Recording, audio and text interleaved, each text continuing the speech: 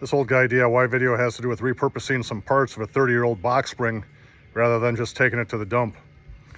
So when I looked at this thing, particularly these pieces right here that are heavy wire and they're already formed, I think would work great to hold down landscape fabric in the garden. So what I'm going to do is cut all this fabric off, then I'll come in here with the grinder and I'll just zip through these things on each side.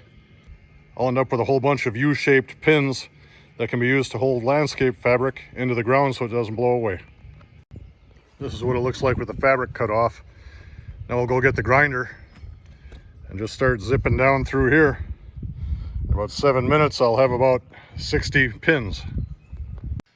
It took me about 15 minutes to break this workbench base down into a bunch of clips. I decided to use this cutter rather than the grinding tool with a cutoff wheel, just because it's quiet. There's a nice controlled operation.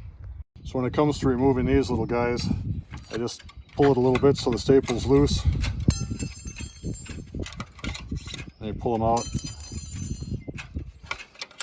So tearing this thing down took me about 40 minutes, including filming.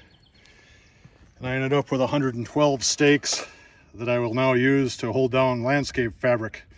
That's probably enough to last me the rest of my life. So I kind of live out in the country, and I accomplished this job in the same time it would have taken me to drive to town and buy some stakes.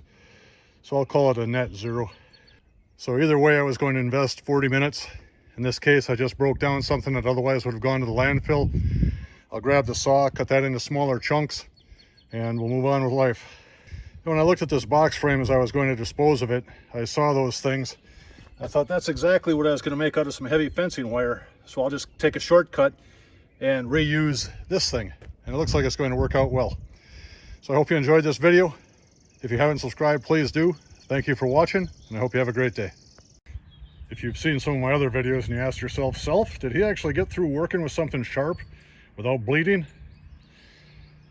The answer is no. I left DNA on this job just as I do on most jobs. I'll try to do a better job next time.